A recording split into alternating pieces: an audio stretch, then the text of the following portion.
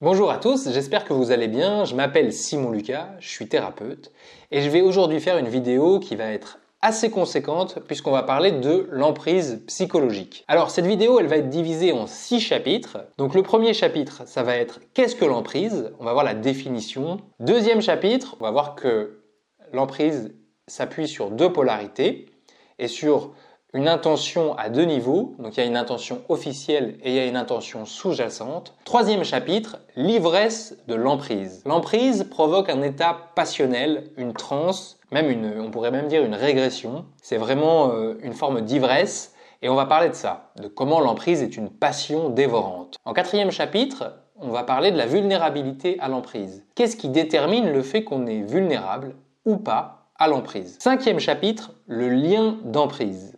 Donc quel est ce lien particulier qui va unir un manipulateur avec sa victime? Les inconscients communiquent et c'est particulièrement vrai dans la relation d'emprise. Donc il y a un lien très fort, très particulier entre un manipulateur et sa victime. D'une certaine façon, l'avidité du prédateur et l'aveuglement de la victime se répondent. En sixième et dernier chapitre, on parlera des racines de l'emprise, l'emprise fondatrice. Sur quel schéma relationnel, sur quel terrain psychologique profond se fonde la relation d'emprise? Donc on verra un peu le sous-jacent, l'arrière-plan. Qu'est-ce qui est à la racine de ce problème? Ok, le sommaire étant fait, c'est parti. Qu'est-ce que l'emprise? Définition.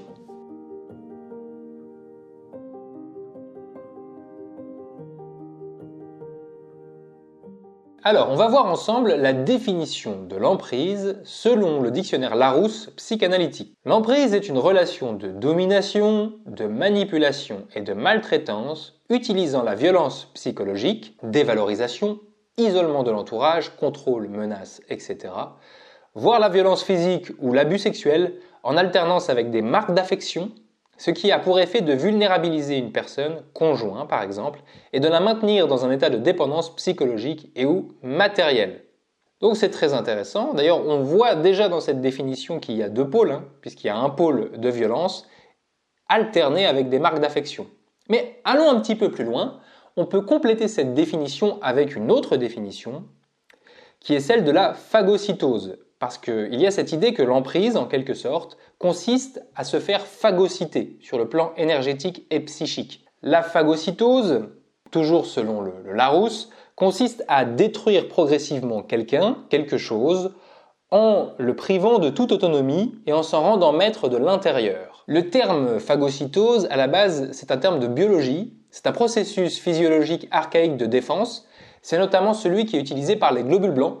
Mais alors tous les globules blancs, c'est comme ça que notre organisme se défend, mais c'est aussi comme ça que l'organisme des huîtres, des chevaux se défend. C'est-à-dire que les petits globules blancs utilisent un procédé qui s'appelle la phagocytose pour se défendre des bactéries et des virus. Je vais vous mettre une petite vidéo où on peut voir une phagocytose. La cellule va d'abord encercler la bactérie, puis l'absorber. Et il y a vraiment un double mouvement dans la phagocytose qui est saisir et absorber. Donc ce double mouvement, encercler, attraper et détruire, on va voir qu'il est présent dans l'emprise.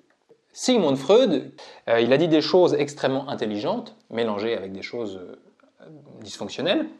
Et une des choses extrêmement intelligentes qu'il a dit, et qui pour moi est vraiment absolument géniale et tout à fait pertinente, c'est que le psychique s'étaye sur le somatique. Qu'est-ce que ça veut dire? Ça veut dire que les processus psychologiques sont la continuation, sont une expression plus complexe, plus élaborée des processus physiologiques. Ça veut dire qu'on peut comprendre la psychologie en s'appuyant sur les processus physiologiques. C'est-à-dire qu'en fait, la psychologie, les émotions, les représentations, tout ça, c'est dans la continuité de la physiologie. On a d'abord un corps et ensuite de ce corps, on produit un esprit. Ça, c'était une des thèses de Freud, qu'on pouvait comprendre la psychologie à partir de la physiologie. D'ailleurs, il a créé toute une théorie à partir de ça, ou sur comment en fait la psychologie se fonde d'abord sur l'exploration du corps et notamment la recherche du plaisir avec le stade anal, oral, etc., etc. Donc voilà, il avait cette théorie. Et c'est très intelligent parce que c'est une vision en fractal de la réalité. C'est-à-dire que les lois et les processus qui vont s'appliquer à une dimension de la réalité se retrouvent dans une autre dimension. les lois et les processus qu'on retrouve dans la dimension physiologique se retrouvent dans la dimension psychologique, mais dans une version plus sophistiquée. Et donc, le processus de phagocité, donc où un globule blanc va encercler puis absorber une bactérie, on va retrouver des éléments de ce processus à un niveau beaucoup plus macroscopique, donc au niveau humain, et au niveau psychologique. Et on va retrouver toujours ce double mouvement qui est de d'abord j'encercle, je saisis, et ensuite j'absorbe. On va voir que l'emprise, il y a aussi ces deux notions. C'est parce qu'il y a aussi deux polarités à l'emprise.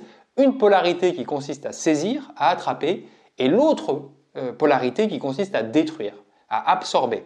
Dans le même ordre d'idée, le célèbre psychiatre Muriel Salmona, elle parle de colonisation psychique. Il y a vraiment cette idée qu'on va petit à petit s'emparer de l'esprit de l'autre en dévorant sa capacité d'autonomie. On va l'absorber en fait petit à petit. Et d'une certaine façon, une personne sous emprise, c'est ça qu'elle subit. Elle se fait phagocyter sur le plan psychologique. Et ça va tellement loin qu'une personne sous emprise n'a même plus accès à ses véritables pensées et ses véritables émotions.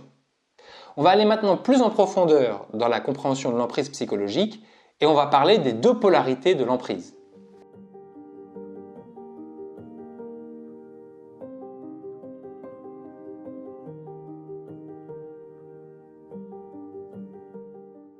Il y a deux facettes à l'emprise, deux polarités. Il y a d'un côté la séduction et de l'autre la violence, la destruction. On retrouve le double mouvement de la phagocytose, je saisis, je séduis, et de l'autre j'absorbe, je mange, qui dans l'emprise se traduit par la violence, la manipulation, une entreprise de destruction sur le plan psychologique. C'est vraiment une phagocytose, mais sur le plan psychologique. La première polarité, la séduction, sert à amener l'autre et à la dissimuler. Je te séduis pour mieux te manger, comme dans le conte de Perrault avec le petit chaperon rouge où le loup est déguisé en grand-mère et séduit en quelque sorte, essaie de s'approcher du petit chaperon rouge pour mieux le manger. Donc il y a toujours cette dimension de je te séduis, je me fais passer pour quelque chose qui va te séduire pour mieux te manger mon enfant. Donc la séduction ne sert qu'à maquiller la violence sous-jacente, séduire et détruire. Donc ce phénomène d'absorption psychologique, il va prendre le plus souvent la forme de manipulation et de dégradation verbale, qui sont de la violence psychologique. On va faire une petite parenthèse à propos de la violence psychologique. La violence psychologique, c'est de la violence. Et d'ailleurs, ça a des effets similaires sur le cerveau. C'est-à-dire que la violence physique, les coups, ont des effets sur le cerveau qui sont similaires à ceux de la violence psychologique. Effet de sidération, dissociation, hypervigilance, création d'une mémoire traumatique. Tout ça, ça existe aussi dans la violence psychologique. Donc c'est une vraie violence, la violence psychologique. Et ça peut mener à la mort, ça peut mener au suicide. Il y a des gens, ça arrive tous les jours sur Terre, qui se suicident, ils n'ont pas reçu de coups, mais ils ont été détruits sur un plan psychologique. Donc c'est réel. Le cerveau, il va entrer dans un état de stress chronique avec une suractivation du système limbique, le système qui est lié à la survie. Et donc, il va y avoir tous les phénomènes qu'on trouve chez quelqu'un qui se fait tabasser. Donc, une sécrétion excessive d'hormones de stress, cortisol, adrénaline. Il va y avoir une déconnexion partielle du cortex préfrontal, ce qui va faire que la personne, elle est à côté de son corps, elle est dissociée. Tout ça, ça va altérer les capacités de raisonnement, de concentration, la régulation émotionnelle. Vous savez, les enfants battus, ils sont toujours dans la lune. Les femmes battues aussi, elles ont les yeux vides et on dirait qu'elles sont plongées dans le brouillard. Mais c'est pareil pour les enfants et les femmes, et aussi les hommes, qui vont être victimes de violences psychologiques. Ils sont complètement rêveurs, complètement déconnectés. À long terme, la violence psychologique, tout comme la violence physique, va entraîner une altération des fonctions cognitives, des troubles anxieux dépressifs, des difficultés relationnelles. Bon, pour synthétiser ce que je veux dire, la violence psychologique, ça ne laisse peut-être pas de marque visible, mais ça désorganise le cerveau tout autant que les coups. Et ça, c'est vraiment important de l'intégrer, ça. On peut détruire quelqu'un sans jamais lever la main sur lui. Et c'est parfait, parce que c'est une destruction invisible. La personne ne sera jamais punie, elle n'ira pas en prison pour ce qu'elle a fait. Encore que maintenant, on reconnaît légalement le harcèlement moral. Il faut réussir à l'attester. Mais on peut tout à fait détruire quelqu'un sans jamais lever la main sur lui. Et ça, c'est très important de le comprendre. Revenons à l'emprise. Donc l'emprise se reconnaît toujours par cet aspect double, séduire et dégrader. Alors dégrader sur un plan psychologique, ça veut dire te réduire plus bas que terre, te déshumaniser, t'enlever ton grade d'être humain. Ce double mouvement, on pourrait le résumer par exemple par je te dis que je t'aime, je te donne des marques d'affection, je te valorise, et parallèlement à ça, je te déshumanise, je te mets plus bas que terre. J'induis en toi le sentiment que tu es moins que rien. Et ce double mouvement, je t'aime et je te fais comprendre que tu n'es pas un être humain, que tu n'es rien, ça fonde l'emprise. Ça crée un état de dissonance cognitive. Ça fait bugger le cerveau, littéralement. Parce qu'il y a une tension entre un comportement dégradant et un comportement en apparence de considération. Et ça fait bugger. C'est très très difficile, surtout pour un enfant par exemple, de composer avec ça. D'ailleurs, il ne peut pas composer avec ça. Donc ce qui se passe, c'est qu'il va se dissocier, il va rentrer en déni. Et là, on commence à entrer dans le schéma d'emprise qui est intégré petit à petit. Il y a quelque chose d'important à souligner, c'est qu'il y a toujours un bénéfice à l'emprise. Et ça, c'est vraiment important. Surtout dans la thérapie de l'emprise, d'identifier ce bénéfice pour la victime. C'est à cet endroit précis que se situe le point d'accroche psychologique de la personne sous emprise. Si on se concentre que sur la violence, même s'il faut bien entendu en parler, c'est aussi un aspect de la thérapie de l'emprise de parler de la violence, mais on peut passer à côté de la racine du problème si on ne parle pas de qu'est-ce qui fait qu'elle reste, qu'est-ce qu'elle y gagne, qu'est-ce qui la tient dans cette relation, qu'est-ce qu'elle rejoue et recherche dans cette relation qui fait que la victime, le patient, va accepter de subir tout ce qu'elle subit. Qu'est-ce qui la maintient aveugle? Parce qu'il y a quelque chose qui la maintient aveugle. Il y a quelque chose dans cette complaisance, dans cette collaboration avec la violence qu'elle subit et avec le mensonge qu'elle absorbe jour après jour, il y a quelque chose qu'elle recherche. Et ça, il faut mettre le doigt dessus. L'excellente thérapeute Anne-Clotilde Ziegler, qui a titré un de ses bouquins « Pourquoi suis-je resté ?» Et ça, c'est vraiment fondamental. Quand on accompagne une victime d'emprise, il faut comprendre pourquoi êtes-vous resté. Et ça, c'est vraiment important. Parce que si on identifie le bénéfice sous-jacent, qui est souvent inconscient et informulé, c'est là qu'on va pouvoir bouger en profondeur le schéma qui fait que la personne reste et se complaît dans cette relation qui est en fait destructrice. Ce bénéfice sous-jacent, il peut être affectif, identitaire, le fameux sentiment d'appartenance, il est très souvent d'ailleurs de cet ordre-là. Ça peut être un bénéfice en termes de sécurité. Si je me soumets, on me laisse tranquille. Si je me soumets, on ne me tape pas. De sauvetage aussi. Si je me tais, papa va moins s'en prendre à mon petit frère. Donc je vais me soumettre, mais en fait pour sauver quelqu'un d'autre. Ça, c'est un peu complexe, mais dans l'emprise, parfois caché derrière le mécanisme de soumission et de complaisance dans une relation comme ça toxique, il peut y avoir des enjeux comme ça. Il peut aussi, bien entendu, y avoir un enjeu de sécurité matérielle. Si je m'enfuis, je vais finir à la rue. Si je m'enfuis, mes enfants vont finir à la rue. Évidemment, tout ça entre en jeu. Et tout ça est à questionner et à affronter. Ces deux pôles, séduction et destruction, ils vont aussi exister dans les contextes sectaires et professionnels, qui peuvent être aussi des territoires d'emprise. Alors le bénéfice secondaire, il va alors être d'ordre social, le statut qu'offre ma soumission. Ça peut être aussi narcissique. Vous savez, le disciple qui se soumet à son gourou, mais à travers son gourou, il a l'impression de servir Dieu, de servir des extraterrestres supérieurs. Voilà. Donc, quelque part, à travers sa soumission, il a l'impression que ça le rend supérieur au reste du monde. Il sert une mission supérieure. Donc, c'est très paradoxal. Mais le disciple du gourou, il est à la fois un esclave, mais il a le sentiment, dans son esclavage et dans sa mission sacrée imaginaire, d'être au-dessus de la totalité de l'humanité. Il sert la vérité, il est au-dessus de tous. Donc c'est très paradoxal, mais il est plus bas que terre et à la fois au-dessus de tous. Et oui, parce qu'il sert Dieu. Et donc en servant Dieu, en servant son gourou, il est dans cette ambivalence incroyable où il est à la fois esclave et mégalomane par procuration. Dans l'emprise, on est souvent en contact avec ce paradoxe qui est que la personne est à la fois ultra sous-narcissisé, je suis rien du tout, je suis une sous-merde, et à la fois, en fait, par projection aussi, dans une forme de mégalomanie, mais projetée. Même dans le domaine professionnel et sectaire, on peut aussi avoir des bénéfices qui vont être d'ordre matériel. Mon chef me maltraite, mais la paix est bonne. Donc je le répète, il y a toujours un bénéfice à l'emprise. Et il y a même plusieurs couches de bénéfices secondaires.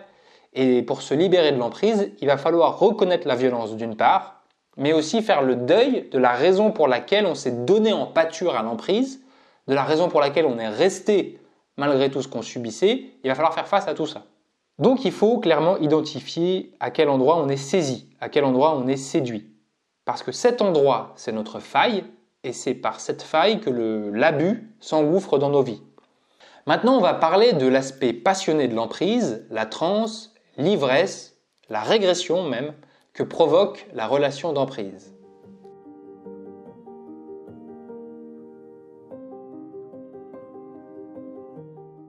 Le mouvement de séduction de l'emprise, il se caractérise par une transe, une ivresse, une passion, qui va d'abord s'emparer d'ailleurs du manipulateur, du séducteur. Et cette transe, cet état second, parce que c'est vraiment un état second, c'est pas un état normal, donc cette espèce de passion qui s'empare du séducteur, elle va se transmettre à la victime. Mais parfois aussi, ça peut arriver que ça soit l'inverse. C'est la victime elle-même qui va aller se donner en pâture à son futur malfaiteur, son futur bourreau. Ça peut arriver aussi. Il y a des raisons inconscientes à cela. Et on n'est pas dépossédé de soi par hasard. D'ailleurs, que ce soit du côté du manipulateur comme du côté de la victime, tout ça ne provient pas de nulle part. On ne crée pas dans sa vie des relations totalement dysfonctionnelles et passionnelles par hasard. Ça n'arrive pas comme ça m'est tombé dessus. Non, c'est faux. Tout ça a des racines. Ça a des racines psychologiques profondes. Ça provient d'une mémoire. C'est la remise en jeu d'un schéma relationnel qui sommeillait déjà dans la victime et aussi dans le manipulateur avant qu'elles se rencontrent. Mais avant de parler de ça, on va d'abord se pencher sur le mécanisme derrière ce mouvement de séduction, ce mouvement de passion dévorante. Il y a un anglicisme à la mode pour parler de ça. Les Anglais adorent ce type de sujet, tout ce qui est lié à la manipulation, l'emprise, les personnalités narcissiques. Ils ont toutes sortes de théories là-dessus, et parfois qui sont très intéressantes. Et donc pour parler de cette passion débordante, dévorante du manipulateur, on parle de love bombing, c'est-à-dire le bombardement d'amour. Ça va se caractériser par une attention, une admiration, une affection qui est excessive et en apparence inconditionnelle. On le discerne par l'intensité, la disproportion. C'est en apparence gratuit. En fait, évidemment, c'est pas gratuit. Quand quelqu'un vous met très très haut comme ça, pour rien, c'est très louche. Et c'est aussi très soudain. Ça ne respecte pas le rythme normal de progression d'une relation. Et normalement, il y a une logique dans le donner et recevoir. Voilà, il y a des étapes dans une relation. C'est pas tout de suite tu es le centre de ma vie pour toujours. Ça peut arriver, mais c'est très rare qu'il y ait véritablement des coups de foudre comme ça où, en fait, la plupart du temps, les choses ont un rythme et se font étape par étape. Donc, en général, quand c'est trop vite et sans raison logique, c'est très fort et irrationnel, c'est louche. C'est louche. Ça veut dire que derrière, il y a un sous-jacent. Une des victimes survivantes du mouvement raélien, qui s'appelle Lydia Adjara, d'ailleurs j'ai son bouquin là, et je vous conseille vraiment de lire son bouquin si vous vous intéressez à l'emprise, parce que, alors ici on parle de l'emprise dans une secte, mais on retrouve les mêmes lois et les mêmes sous-jacents psychologiques dans les sectes et dans le couple d'emprise. D'ailleurs, un couple d'emprise, c'est un peu une secte, mais à deux. On retrouve globalement les mêmes mécanismes qui sont à l'œuvre. Donc, elle parle très très bien, Lydia Adjara, du love bombing, qui est omniprésent dans la secte de Raël, qui est la secte où elle a grandi. Donc tout le monde vous fait des compliments H24, on vous survalorise, tout est hyper ouvert, vous êtes incroyable, vous êtes magnifique, on t'aime, on est là pour toi, nanana, nanana. Ce love bombing, ça provoque une transe régressive. Ça te fait redescendre à un état très profond, en fait, ça va chercher ton enfant blessé. Et ça provoque une réaction d'ivresse. En fait, ça va chercher le petit orphelin qui se cache en chacun de nous. Il y a un petit orphelin dans chaque être humain. Quand bien même on a eu des parents et tout, Il y a toujours une part de nous qui ne s'est pas senti aimé comme il fallait, il y a une part de nous qui se sent isolée, il y a un enfant blessé en chaque être humain. Et l'emprise va chercher ça. Ça va chercher cette part de nous qui se sent abandonnée de tous, pas compris, pas reçu, etc., etc. Je trouve qu'il y a un conte qui parle très bien de ça, c'est La petite fille aux allumettes. La petite fille aux allumettes, vous savez, c'est cette petite fille qui n'a pas de parents, qui est une orpheline, et qui, à chaque fois qu'elle craque une allumette, elle voit tout ce qu'elle rêverait d'avoir. Donc de la nourriture, des jouets, des soins, quoi, évidemment, le confort et surtout de l'amour. Voilà. Et donc, la petite fille aux allumettes, elle me fait penser un peu à cette victime d'emprise. Le bombardement d'amour, c'est un petit peu comme les allumettes de la petite fille. C'est un feu de paille, en fait, c'est une pure illusion sur lequel l'enfant blessé en nous va venir se brûler les ailes. Il va venir se brûler les ailes sur ce feu de paille, sur ce faux amour, sur cette espèce d'océan de promesses vides, cette énorme arnaque affective, comme dit une de mes patientes, elle parle très justement, elle dit que l'emprise, c'est l'arnaque affective. Voilà, c'est ça, c'est une énorme arnaque. Voilà. Donc ce faux amour, c'est une illusion à laquelle l'enfant blessé en nous a tellement envie de croire. Et l'emprise fonctionne proportionnellement à ce besoin si fort que vont avoir les gens, et certaines personnes particulièrement, de valorisation et d'amour. Donc le manipulateur, il va s'enflammer, il va réveiller chez la victime cet état de dépendance et de dissonance cognitive très fort. Je dis bien réveiller, parce que cet état, il existait déjà dans la victime avant qu'elle rencontre le manipulateur. Et ça, c'est très important de le comprendre. Parce que quand on accompagne une victime d'emprise ou quand on est soi-même objet d'emprise, si on veut guérir, il va falloir un jour aller à la racine de pourquoi on a ce schéma relationnel totalement fou, dysfonctionnel, disproportionné et dissonant. Et en fait, il était déjà en nous avant qu'on rencontre le manipulateur. Le manipulateur est en quelque sorte un retour de ce schéma déjà en nous. Alors quand on est pris dans cette transe, on est embarqué dans le love bombing, la personne nous bombarde d'amour, tu es ma flamme jumelle, tu es mon âme sœur, tu es voilà. On est pris dans cette transe, on remarque pas qu'il y a une contradiction totale entre l'information qui est signifiée, oh là là, tu es voilà le prince, la princesse de ma vie, et l'intention sous-jacente totalement dégradante qui est derrière. Pourtant, l'intention sous-jacente, en fait, elle est perçue. Elle est perçue par le corps, mais elle est refusée justement par cette part de nous, enfant blessé, qui veut croire maladivement, aveuglément, en cette illusion d'amour qui lui est proposée. L'abus fonctionne grâce à ce contexte psychologique. L'emprise exige que tu fasses le déni de ton intuition. Elle exige que tu fermes les yeux, que tu te laisses faire, que tu sois complaisant. Sinon, ça ne marche pas. Sinon, tu repères qu'on t'arnaque. Et tu fais redescendre l'autre. Tu lui dis, ouh là, tu vas arrêter un peu de me mettre sur un piédestal et tout, tu vas trop vite, moi c'est mort. Quelqu'un de fonctionnel va tout de suite mettre à distance l'excès de passion chez l'autre. Mais évidemment, la personne victime d'emprise, eh bien, elle se laisse embarquer. Son besoin d'être aimée, reconnue, sécurisée va faire qu'elle va s'aveugler. Et donc le schéma d'emprise, c'est quelque chose qui se construit à deux. Il y en a un qui séduit et l'autre qui ferme les yeux, qui se laisse arnaquer, parce que la réalité sous-jacente, elle est trop insupportable. Donc il se laisse arnaquer. L'emprise est toujours en lien avec un besoin primaire fondamental qui n'est pas entendu. Et c'est pour ça qu'elle est si puissante. Elle va chercher le tout petit enfant, la blessure secrète qui sommeille en nous.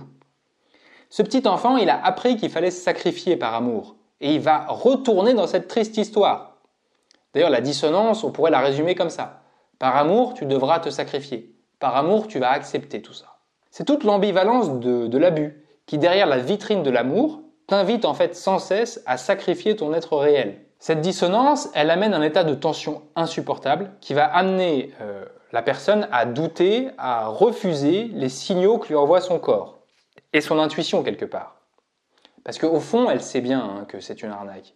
Il y a quelque chose dans son corps, il y a un malaise, il y a quelque chose en elle qui sait qu'on est en train de l'arnaquer, qu'on est en train de lui faire du mal, même si on lui dit « je t'aime », même si on lui dit qu'elle est géniale, qu'elle est incroyable. Il y a quelque chose qui sait ça, dans son corps. Parce qu'il y a une intelligence dans le corps. Et c'est une intelligence qu'on ne peut pas tromper. Comme disait Alice Miller, notre corps ne ment jamais. Et notre corps, il sait quand on l'abuse.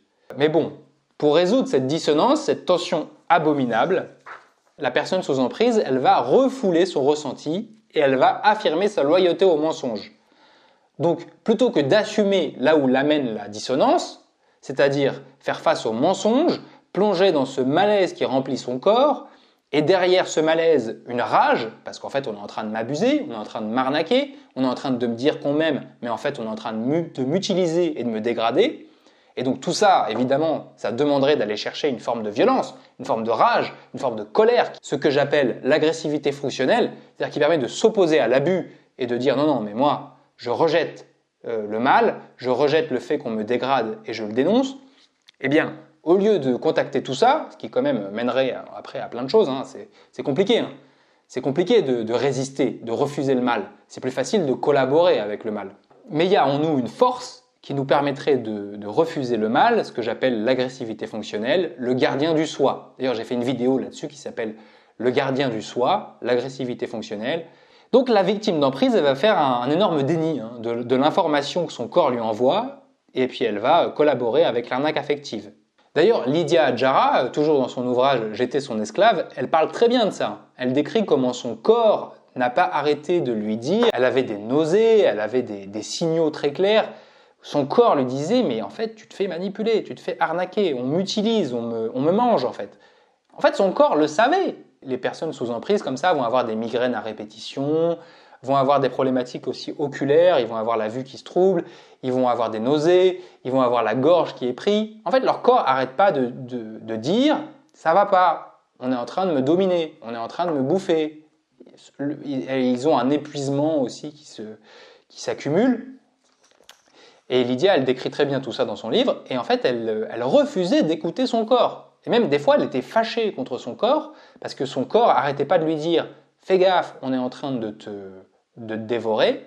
Et il y avait son esprit qui disait « non, non, c'est de l'amour, c'est formidable, c'est incroyable ». Enfin voilà. Attention, hein. La séduction de l'emprise s'appuie sur l'espoir vital, fondamental, d'être aimé et d'avoir un sentiment d'appartenance. Et pour avoir cet amour et ce sentiment d'appartenance, il y a en nous un enfant blessé qui s'est adapté à l'abus, qui va littéralement s'offrir en sacrifice. Donc il va se mentir à lui-même, il va se faire dévorer, plutôt que d'admettre qu'en fait, il n'y a pas d'amour ici. C'est un mensonge en fait. Évidemment, derrière donc l'emprise du gourou, en fait, il y a un schéma plus profond. D'ailleurs, Lydia, elle en parle très très bien dans son livre. À travers l'amour du gourou Raël, en fait, elle cherchait l'amour de sa mère, qui était une fanatique raélienne, qui n'avait Dieu que pour le gourou. Et donc, pour plaire en fait à sa mère, dans l'espoir de la reconnaissance de sa mère, elle allait s'offrir en pâture au gourou. C'est assez intéressant parce que, quelque part, c'est un archétype. C'est un archétype de comment fonctionne l'emprise. C'est pour ça que je me suis pas mal appuyé sur ce bouquin pour cette vidéo.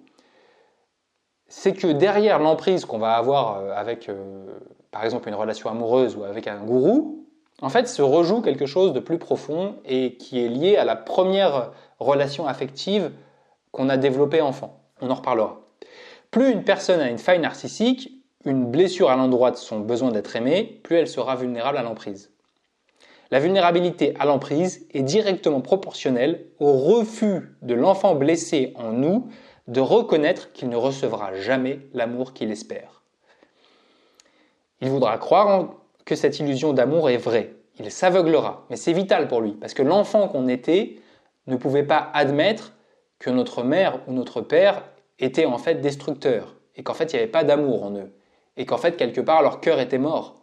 C'était un danger vital pour l'enfant qu'on était de regarder la vérité en face. Donc il a appris à croire dans ce mythe, dans cette arnaque. L'enfant blessé en nous se sacrifiera à maintes reprises dans la folie de cet espoir.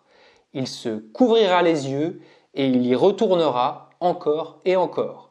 S'il ouvre les yeux, si l'enfant blessé en nous accepte de faire face, il va devoir surmonter l'impossible deuil d'être enfin aimé et reçu par ses relations primaires, donc souvent par ses parents.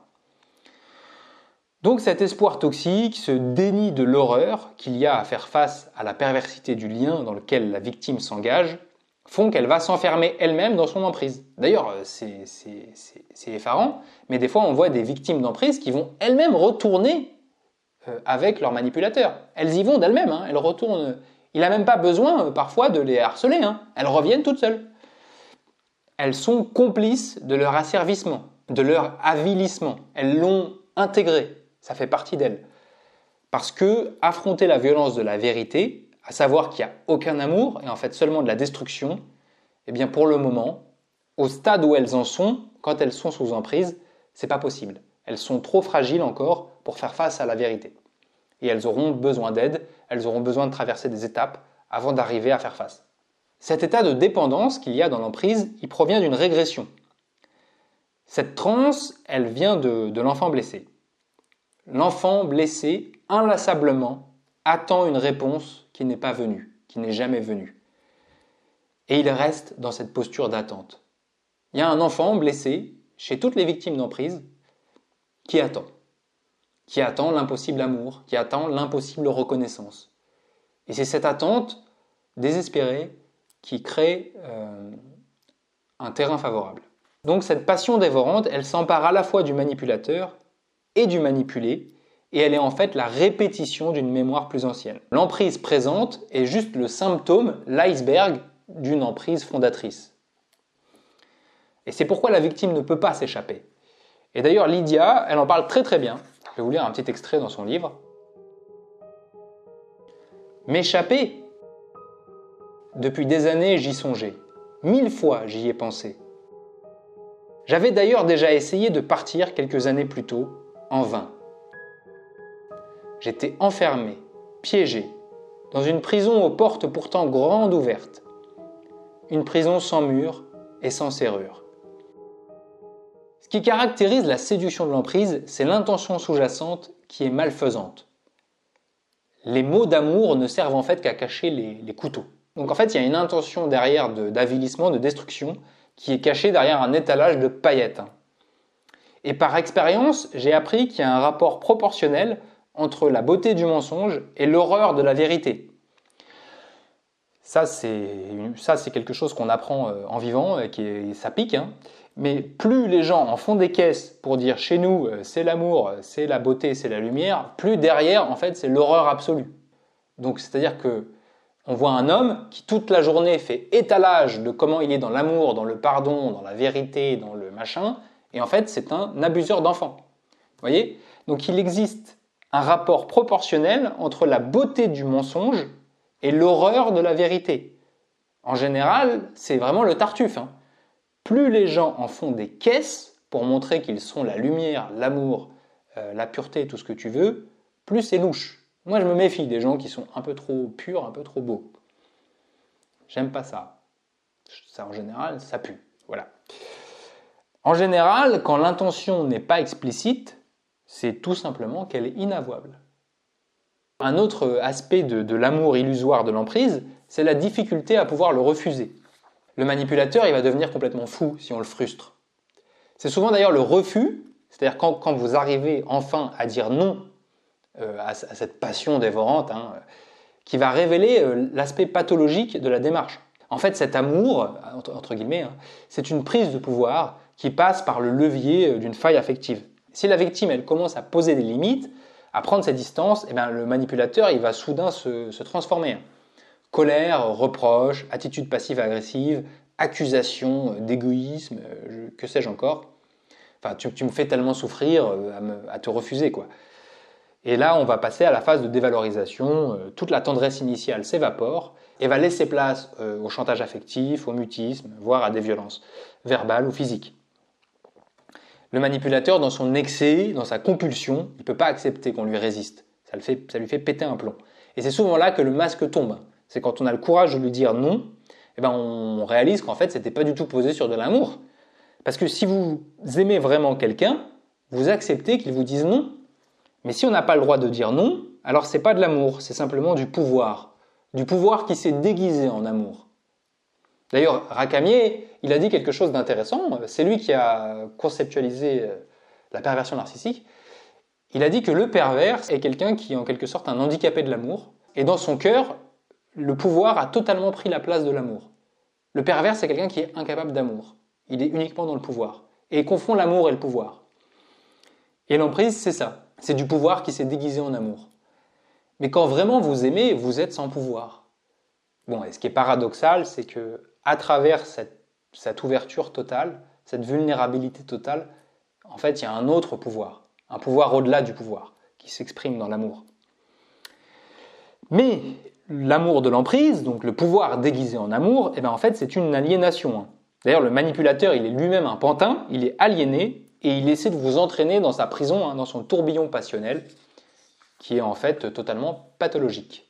Mais si vous collaborez avec cette arnaque, c'est nécessairement qu'il y a une fragilité, il y a une zone d'ombre, un angle mort qui permet à l'arnaque de fonctionner. Pour prendre une métaphore, l'emprise, c'est comme un velcro, donc le scratch qu'il y a sur les baskets. Eh bien, pour que ça tienne, il faut qu'il y ait des crochets d'un côté et des boucles de l'autre. C'est ça qui fait que ça va s'accrocher. Eh bien, dans l'emprise, c'est pareil. Le manipulateur, il apporte les crochets, mais les boucles, elles sont déjà là, tissées dans l'histoire de la victime. Donc il y a un terrain qui fait que les crochets vont prendre. C'est comme un velcro.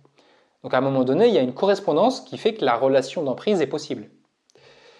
Et on va parler de ça. Maintenant, on va parler de la vulnérabilité à l'emprise. Quels sont les facteurs qui déterminent cette vulnérabilité ?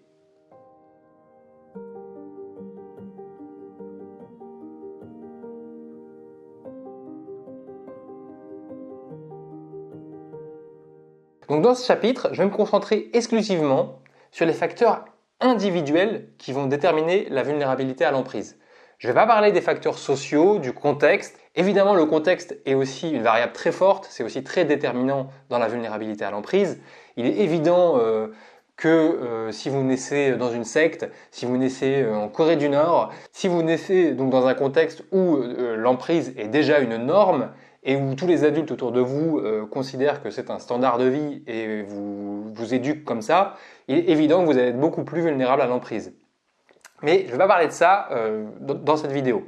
Je vais vraiment me concentrer sur les facteurs individuels qui vont faire qu'une personne va être plus sensible à l'emprise qu'une autre. Il y a selon moi deux facteurs qui sont en jeu et qui relèvent d'une même problématique. C'est d'abord une blessure affective qui n'est pas entendue ni conscientisée. Et cette blessure affective entraîne le deuxième facteur de vulnérabilité, à savoir une dissociation avec son agressivité naturelle. On est vulnérable à l'emprise dans la proportion avec laquelle on est coupé, 1. d'une blessure fondatrice et 2. de son agressivité fonctionnelle. Donc ce terrain dysfonctionnel, il va créer un angle mort. Il y a cet enfant blessé avec lequel je suis coupé, j'ai les mains sur les yeux et je ne peux pas prendre soin de cet enfant. Je ne peux pas le regarder parce que ça fait trop mal. Et donc je suis coupé de cette information. Et je suis aussi coupé des enjeux affectifs qui sont reliés à cette information. Et donc, ça c'est une règle en psychologie, ce qui est refoulé, ce avec quoi on est dissocié, on est condamné à le rejouer. Carl Jung disait « ce que l'on refuse revient vers nous sous forme de destin ». Et c'est exactement ce qui va se passer dans l'emprise. On est coupé de son enfant intérieur blessé, on est coupé des enjeux affectifs qui l'ont rendu comme ça, et donc on est condamné à les rejouer et à ne pas pouvoir y résister quand il se présente à nous, ce qui serait l'agressivité fonctionnelle, qui permet de dire non à ce qui menace notre intégrité.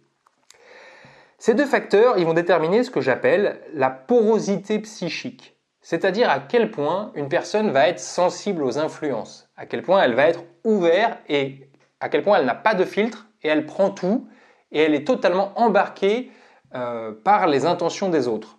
Un enfant a naturellement une porosité psychique plus élevée qu'un adulte. Et surtout à l'endroit de ses parents et de ses figures protectrices primaires. Donc un enfant a naturellement une porosité psychique élevée et normalement dans une famille fonctionnelle, les adultes n'abusent pas de cette porosité psychique. Une personne très vulnérable à l'emprise, donc qui a très peu d'agressivité fonctionnelle, très peu de jugement, on va voir que le jugement c'est lié à la porosité psychique. Les gens qui ont une grande agressivité fonctionnelle, ils sont capables de jugement. Ils sont capables de dire « là tu m'embrouilles ». Là, c'est malhonnête ce que tu fais. Là, tu ne prends pas ta responsabilité. Une personne avec une agressivité fonctionnelle bien en place est capable de dire ça. Et elle n'a aucun problème avec ça. Elle ne va pas demander pardon après « Oh, pardonnez-moi, j'ai jugé ». Non, non, pas du tout. Non, non, elle est capable de dire non. Elle est capable de refuser le mal. Et ça, c'est vraiment important. Par contre, quelqu'un qui a un problème d'agressivité fonctionnelle, eh bien, il va rentrer en pitié quand on abuse de lui. Ça aussi, c'est fondamental. dans la codépendance et dans l'emprise, l'amour et la pitié sont deux choses qui sont confondues. Et d'ailleurs, si vous accompagnez des victimes d'emprise, vous vous apercevez que très souvent, elles prennent leur conjoint ou leur manipulateur, si c'est un gourou ou que sais-je encore, en pitié. Elles confondent la pitié et l'amour. Oui, mais vous savez, il me fait ça, mais il souffre tellement, il machin, machin. La pitié n'a rien à voir avec l'amour. D'ailleurs, il n'y a aucun amour dans la pitié. Et dans l'amour véritable, il n'y a aucune pitié. Parce que la pitié, c'est du mépris qui se maquille.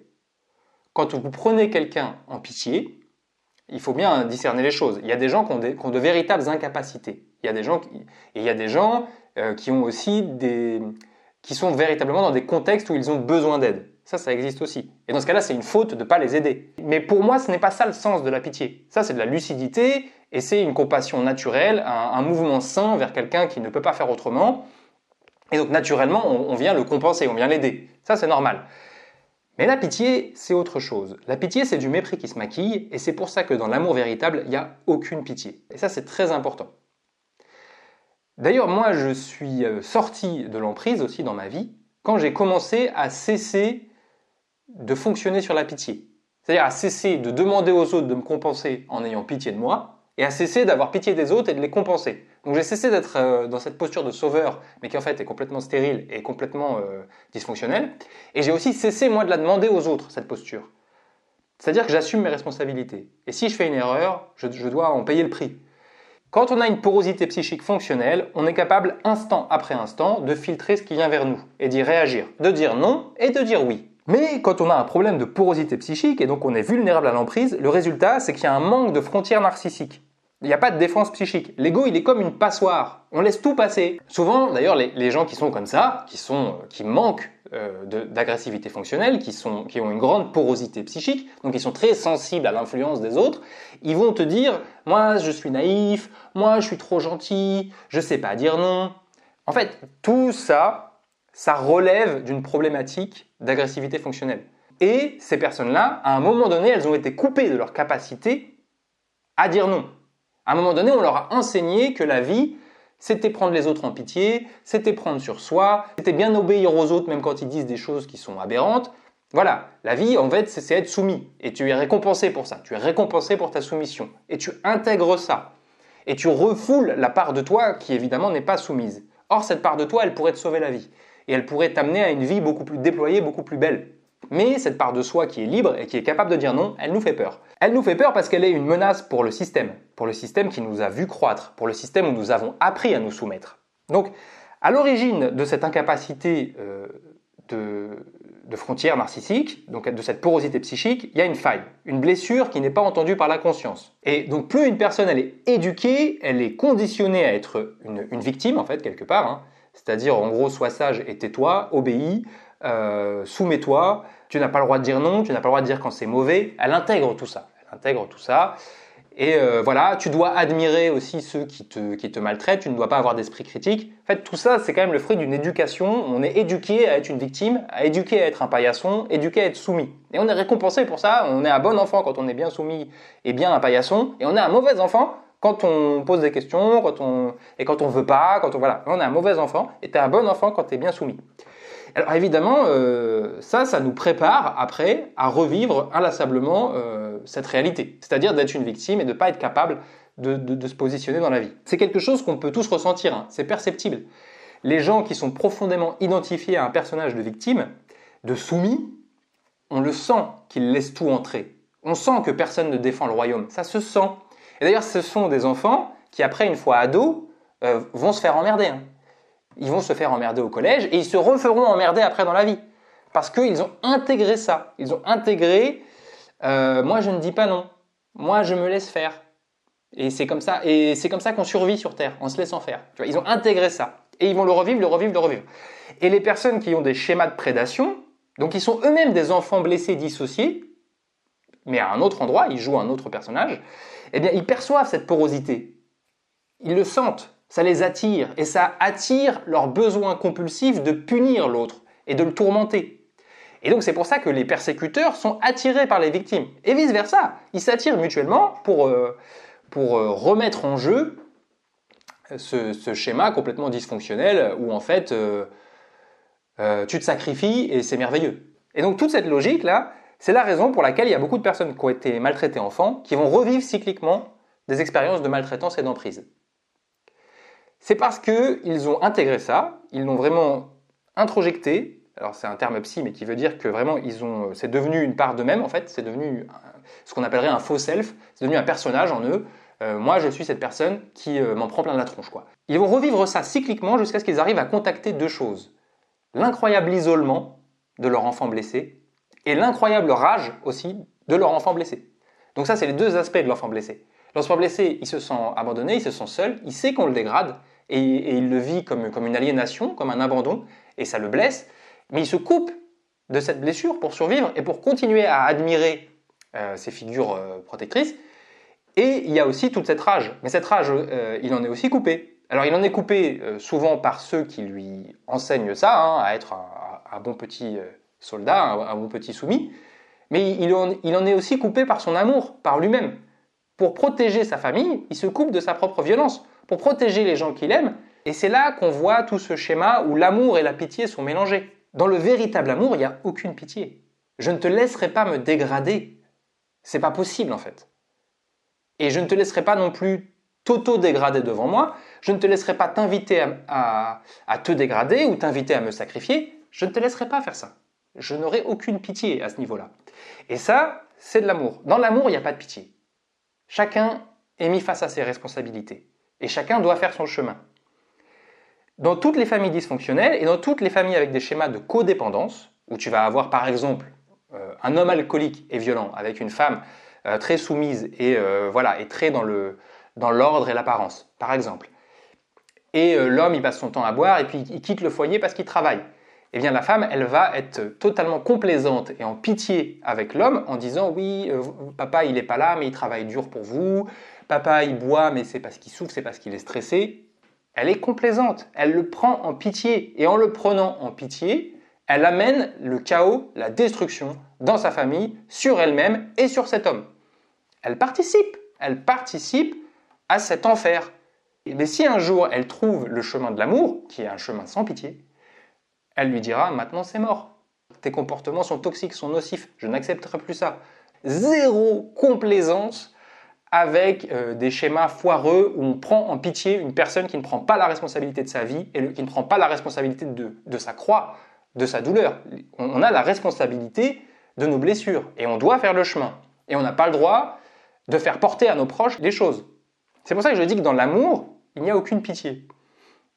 Mais ça, c'est quelque chose de très compliqué à entendre. Il y a beaucoup de gens pour qui c'est très très compliqué à entendre ça. Parce qu'on a tellement appris que l'amour, c'était la pitié, alors que pas du tout.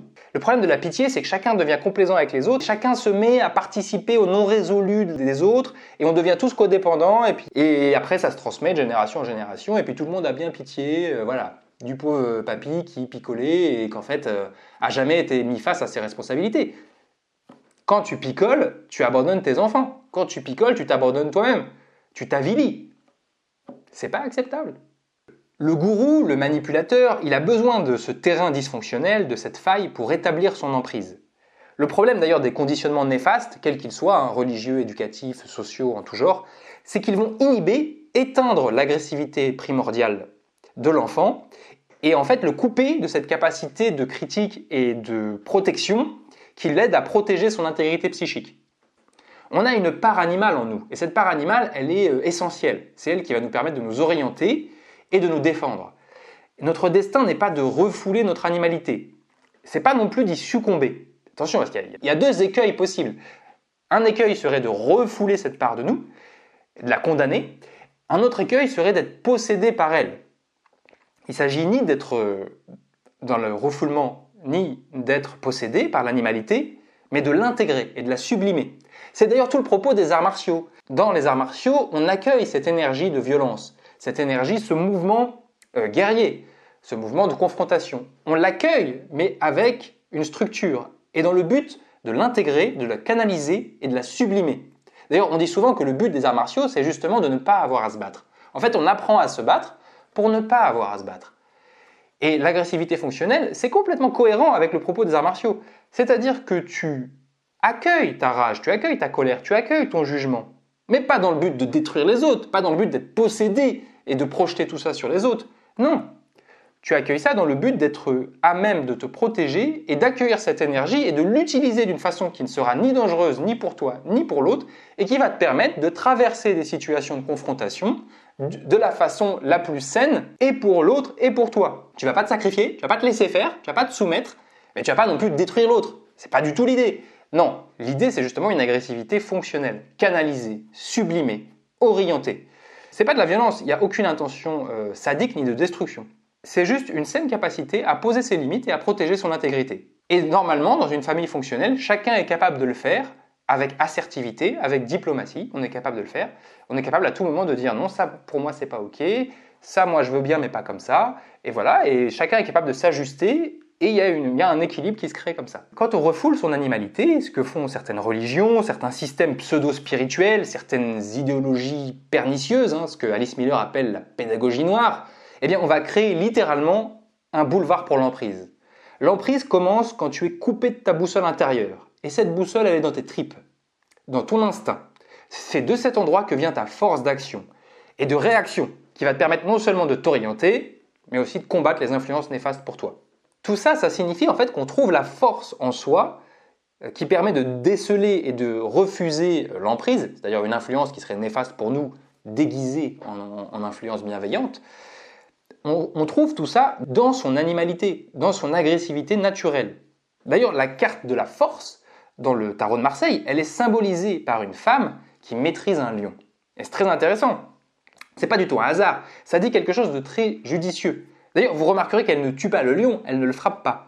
Elle s'en rend maître. La femme, ici, dans la carte du tarot de Marseille, symbolise la sensibilité. Et le lion, c'est l'animalité. C'est un peu, quelque part, cette carte, elle fait penser au mythe de la Belle et la Bête. C'est-à-dire la sensibilité et l'intelligence. La Belle, dans le conte, il y a deux choses qui la distinguent. Elle est très intelligente et elle est très belle. Elle est à la fois la beauté et la raison. Donc c'est la sensibilité et aussi l'intelligence. Qui va rencontrer quoi? La bête. Et en fait, son prince, son élu, c'est la bête. C'est étrange comme conte. Et pourtant, c'est très intelligent.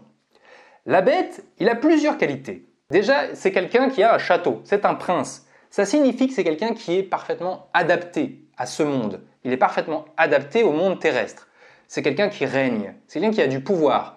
Et donc qui a cette capacité à se déployer et à prospérer. Ce qui est bien évidemment important. C'est une qualité importante. Le prince symbolise ça. Il a le pouvoir, il est adapté, il est prospère. Et en plus, c'est une bête. C'est une bête. Mais son amour va le transformer, va le sublimer en prince. Qu'est-ce que ça signifie que c'est une bête? Ça signifie que c'est quelqu'un qui a une grande agressivité fonctionnelle. C'est quelqu'un qui est capable de protéger la belle, qui symbolise la part sensible et intelligente de nous, qui est capable de protéger la belle des menaces de ce monde. La bête, c'est cette agressivité incroyable. Et ils doivent s'unir. Et elle doit en quelque sorte l'amadouer et l'intégrer à elle. Et comme ça, il se transforme en beau prince, beau gosse. Bon voilà, mais bon, c'est un mythe. Mais c'est un mythe intelligent. Et c'est le même symbole que la carte du tarot de Marseille avec une femme et un lion. C'est le même symbole. C'est l'animalité, cette incroyable pulsion vitale, profondément sauvage, qui est dans nos tripes, dans notre instinct, et qui nous permet de nous protéger et de nous orienter. Et il ne faut pas qu'on soit coupé de ça, il faut qu'on retrouve ça. Ça, c'est bien. Cet instinct, il est en fait indissociable de ton enfant intérieur. L'animalité et l'enfant intérieur sont en fait deux facettes de notre moi essentiel. Parfois, l'enfant intérieur, enfin cet aspect de sensibilité, d'innocence et de pureté, en fait, qui est lié à l'âme humaine, on a tous ça en nous. Alors parfois, c'est représenté par une femme et parfois par un enfant. Bon, voilà, c'est pas moi qui ai décidé ça, c'est les iconographies qui font ça comme ça. Ça pourrait aussi être représenté par un homme. Mais bon, dans la symbolique, on le représente souvent comme ça. Pourquoi? Parce que ces qualités sont des qualités de sensibilité, d'accueil, d'ouverture. C'est le moi sensible. Et l'animalité, qui est parfois représentée aussi par un guerrier, le guerrier et l'enfant. L'animalité, c'est ce qui va permettre à cette sensibilité de ne pas être dégradée par ce monde. C'est ce qui va protéger en fait la sensibilité. Et on a besoin de cette animalité. C'est paradoxal, mais ce moi profond, ce moi essentiel, il est à la fois innocent, il a quelque chose d'un ange. Il y a quelque chose au fond du cœur des gens, quand ils ne sont pas coupés d'eux-mêmes, quand ils ne sont pas pris dans des personnages et dans des schémas, il y a quelque chose de profondément pur. Je crois qu'il y a un diamant au fond du cœur humain. Je crois que le cœur des êtres humains est profondément pur. Un peu comme dans la chanson de Jean-Jacques Goldman que chantait Céline Dion, on ne change pas, on met juste des costumes d'autres sur soi. Eh bien, je crois en ça. Je crois qu'au fond, il y a quelque chose de très pur, de très innocent. Donc le moi essentiel, il a quelque chose d'un ange. Et quand on retrouve le moi essentiel, on retrouve une forme de joie, de légèreté et de pureté qui pour moi est inhérente à la vie et à ce qu'on est vraiment. Mais le moi essentiel, il a aussi quelque chose d'animal. C'est-à-dire qu'il est à la fois très pur, très innocent, mais aussi sauvage. Et il est aussi capable d'agressivité. Et cette agressivité, elle est sacrée. Elle sert à la défense de son intégrité. Elle sert à défendre sa sensibilité, cette innocence, cette pureté. Elle sert à dire, toi, tu vas pas rentrer là comme ça. Hein. Il faut que tu aies des bonnes intentions. Sinon, moi, je vais trouver des moyens de te dire non ou de te faire déguerpir. C'est le gardien du soi avec un S majuscule, le soi jungien. C'est le gardien de notre cœur. L'agressivité fonctionnelle est essentielle et on ne peut sortir des schémas d'emprise que si on réintègre cette capacité à dire non et aussi à dire oui. Mais on ne peut pas vraiment dire oui ni vraiment dire non si on n'a pas accès à cette part de nous. Cet être essentiel en nous, on le contacte en premier lieu par le corps. Le corps, c'est comme une cathédrale. C'est un portail vers le soi. En fait, c'est un temple. Pour moi, la véritable église, elle ne te quitte jamais, elle est dans ton corps. Ton corps a été conçu par la nature et c'est une forme de merveille et il te donne accès, c'est un temple. Toutes les personnes que je connais qui ont plongé dans une relation d'emprise, en fait, elles ont été averties par leur corps. Elles ont eu à un moment donné ce malaise, ce signal, cette contracture, cette perte d'énergie dans le corps qui les a alertées et elles n'ont pas écouté. Elles ont refusé d'entendre le cri d'alerte de leur corps. Lydia Adjara, elle en parle très bien dans son livre. Elle a appris à totalement occulter les signaux d'alerte de son corps. C'est très intéressant de voir ce qui a permis à Lydia de sortir de l'emprise. Parce qu'il y a un événement qui a réveillé sa capacité de discernement et d'agressivité fonctionnelle. Elle raconte qu'elle était attablée donc avec Raël, elle faisait partie de cette secte, et il y avait 15 autres femmes esclaves. Et donc il y avait le grand guide qui était là avec son harem d'esclaves. Et Lydia, elle était une des esclaves favorites du gourou. Et pendant qu'ils sont à table, Lydia, elle remarque une réaction de dégoût et de saine agressivité d'une serveuse. Et en fait, elle les voit, elle est dégoûtée. Et c'est très intéressant parce que c'est cette réaction de jugement, donc d'agressivité pure, qui a réveillé Lydia. Je vous lis l'extrait tout de suite. J'ai aperçu une serveuse rejoindre notre table pour prendre la commande. Je l'ai observée se diriger vers nous et soudain, elle a marqué un temps d'arrêt, très court. Elle nous a regardés, plantés à quelques mètres de la table, un petit rictus dessiné au coin des lèvres. Ce petit rictus sur le visage de la serveuse m'a fait l'effet d'un détonateur. J'ai sondé la jeune femme et sa grimace et subitement, j'ai compris.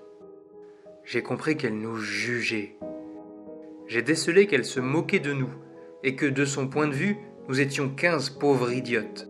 Pour la première fois, cette serveuse m'a donné accès à une autre réalité que je n'avais jamais vue ou pas su voir auparavant. Et instantanément, j'ai senti une transformation s'opérer en moi. D'un coup, sans prévenir, j'ai senti mon corps se manifester. Je me suis senti très mal à l'aise. Puis physiquement, j'ai senti que quelque chose était en train de se modifier. Je savais que mon regard venait de changer, et pour la première fois, j'ai tout vu différemment. Le rictus de la serveuse s'était placé devant mes yeux comme un filtre. Désormais, je voyais à quel point rien n'allait dans la situation dans laquelle je me trouvais.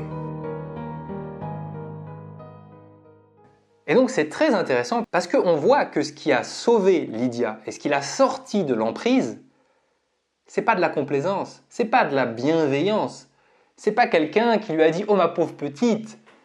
Non, c'est un jugement. C'est quelqu'un qui a jugé la situation, qui a été capable d'avoir suffisamment d'amour de soi pour dire « ça me dégoûte, ça c'est mauvais pour moi ». Et ça demande de l'amour. Ça demande de l'amour de soi de faire ça. Les gens qui n'ont aucun amour de soi n'ont pas de jugement.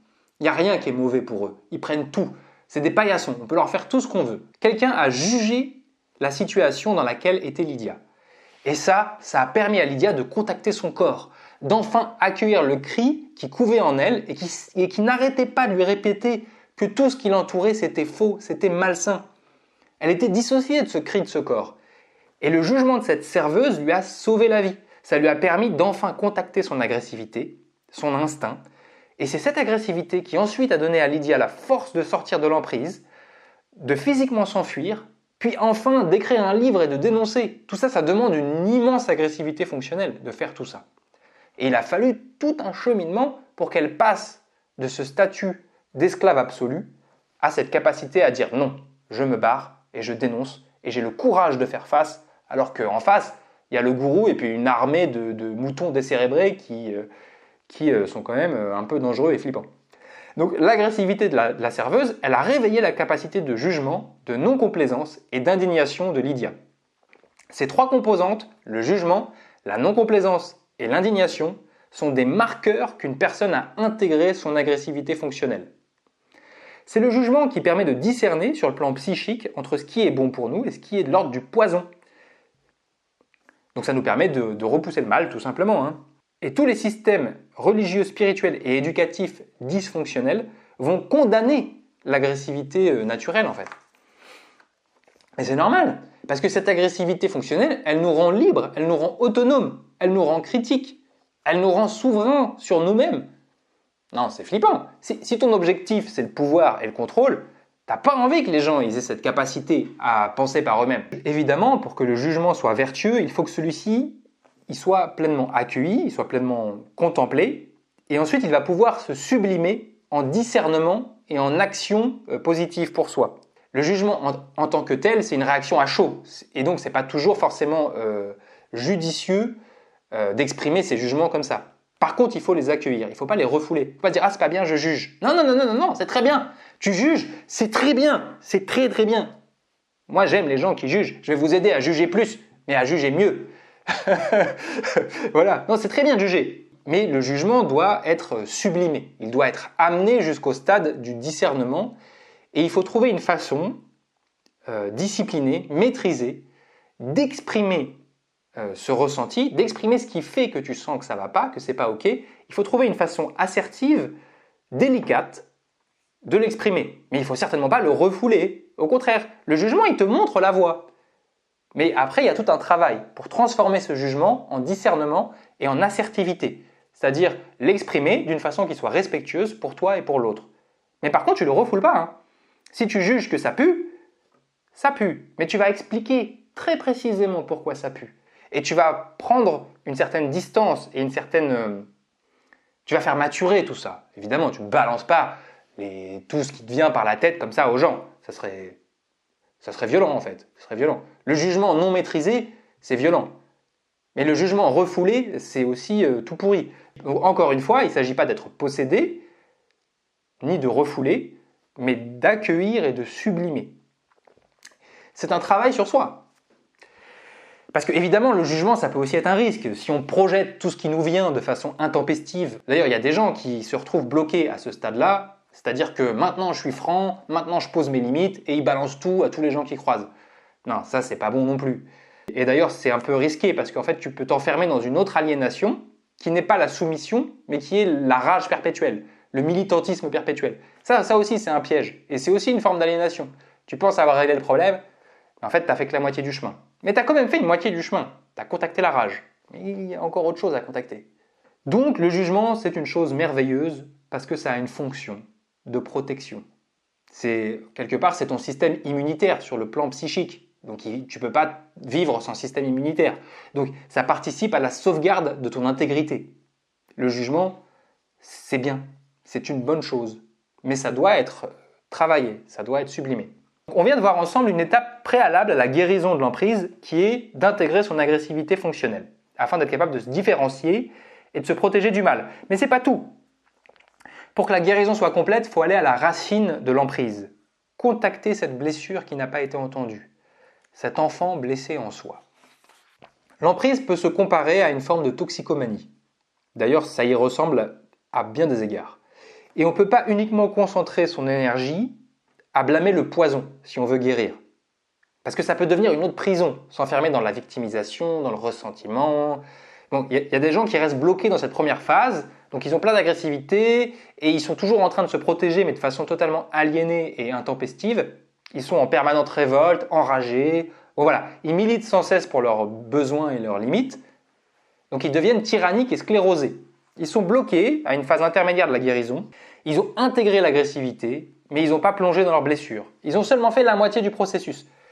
Et de ce fait, ils restent bloqués à un état de dépendance, en fait. Même s'ils ont l'air de tout le temps dire « moi je dis non, moi je dis stop, moi je refuse, moi je… » Et bien en fait, ils sont toujours en dépendance. Ils continuent inconsciemment à se définir au travers de ce qui les a détruits. Si on revient sur la comparaison avec la toxicomanie, imaginons une personne alcoolique. Une personne alcoolique, elle peut blâmer la bouteille. Elle peut blâmer le système social, par exemple en France, qui est complaisant avec l'alcoolisme. Elle peut blâmer son contexte, elle peut blâmer les autres. Mais en fait, on pourrait interdire l'alcool. On pourrait, le contexte pourrait entièrement être, on va dire, le plus vertueux possible pour nous empêcher d'accéder aux toxines. Ça n'empêcherait pas que la personne a toujours un problème en fait. C'est-à-dire que même si le monde entier changeait, il y a quelque chose qui reste là, c'est que cette personne a en elle un vide, et avec ce vide, une avidité compulsive qui l'amène vers l'autodestruction à travers l'alcool, ou à travers l'emprise, à travers quelqu'un. Mais au final, elle peut dénoncer indéfiniment le gourou, elle peut dénoncer indéfiniment la boisson. Le problème, c'est elle. Il y a une part du problème qui est en elle. Une personne sous emprise, elle a sa responsabilité. Et d'ailleurs, je suis convaincu d'une chose, c'est que si on enlevait tous les gourous du monde, demain on enlève tous les gourous du monde, eh bien on en refera d'autres. Les gens vont faire des gourous. C'est-à-dire que, évidemment, le gourou, il est responsable. S'il abuse, il doit être puni. Ça, c'est 100% d'accord. Mais on ne peut pas retirer aux gens qui mettent les gourous très très haut comme ça, et qui se soumettent pendant des années, et qui sont complaisants, et qui participent à ça. On ne peut pas leur retirer leur responsabilité. C'est pas possible. C'est pas possible. C'est pas juste. On ne peut pas juste les voir comme des victimes. C'est pas possible. Parce que là, on rentre dans la pitié. Et quelque part, on leur retire intrinsèquement leur pouvoir et leur responsabilité. La responsabilité et le pouvoir sont deux choses qui sont profondément reliées. Si tu as de la responsabilité, tu obtiens du pouvoir. Et si tu as du pouvoir, tu dois le payer par une responsabilité. C'est toujours comme ça. Donc soit tu restes au stade de victime, et dans ce cas-là, tu n'as aucun pouvoir et aucune responsabilité. Alors, il y a des bénéfices secondaires, on va te consoler. De temps en temps, tu vas trouver un pigeon pour te consoler. Mais globalement, tu vas toujours retourner à cet espace d'impuissance et de calvaire, en fait. C'est un calvaire. Les gens qui sont bloqués dans un mécanisme où ils sont victimes de tout et responsables de rien, leur vie est un calvaire. Et il ne se passe jamais rien de vraiment bien, en fait. Au fond, ils vivent dans une aridité, il n'y a pas d'issue. Parce que l'issue, ça voudrait dire prendre sa responsabilité dans sa vie aussi.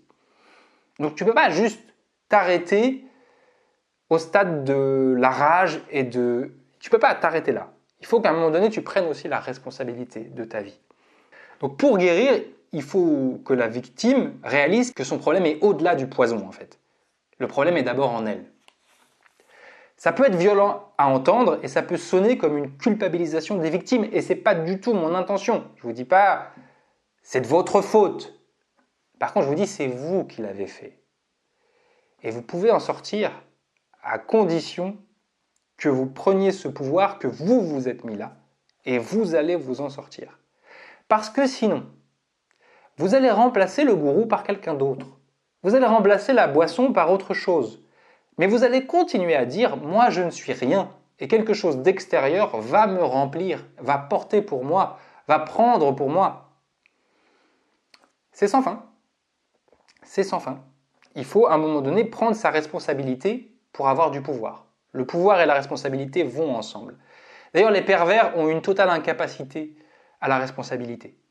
Mais les gens aussi qui sont enfermés dans des schémas de victimes ont aussi une grande difficulté avec la responsabilité et parfois ça les rend un peu pervers. Parce que c'est un peu pervers d'être incapable d'être responsable de rien dans sa vie. En fait, c'est pervers. C'est pervers parce que ces gens-là vont forcément à un moment donné t'inviter à porter pour eux. puisqu'ils ne sont capables de rien. Tu vois, ils sont capables de rien, et quand ils font quelque chose, quand ils font une erreur, c'est pas de leur faute, ils sont responsables de rien, et ce sont des petites choses tristes, et il faut les porter, et quand ils vont s'auto-détruire ou mettre à mal leur famille et leurs proches, bah oui, mais c'est parce que j'ai tellement mal. Ouais, mais avoir mal n'enlève même pas un micro-millimètre de ta responsabilité. Même pas un micro-millimètre. Oui, t'as mal, ouais. Mais tu restes responsable de ce que tu fais. Bon, là, j'y vais un peu fort. Évidemment, il y a des cas où il y a des incapacités qui sont réelles. Encore une fois, il y a du discernement, il y a de la nuance à mettre là-dedans. Mais ce que je veux dire, c'est que ta souffrance ne peut pas être une excuse pour faire payer aux autres tes erreurs et tes manquements. C'est pas possible, en fait. C'est pas acceptable. Et quelqu'un qui peut... Et on ne guérit pas quand on en est là. Tu guéris quand, même si tu souffres, tu continues à prendre la responsabilité de ta vie. Et d'ailleurs, être capable de ça, ça t'emmène très très haut. Parce que tu récupères de la dignité jusque dans ta souffrance, en fait. Et dans ton aliénation. Tu récupères de la responsabilité. Et franchement, ça force le respect. Les gens qui ne cherchent pas la pitié alors qu'ils souffrent beaucoup forcent le respect. Et il y a quelque chose d'extrêmement digne et de puissant en eux et ça se déploie dans leur vie.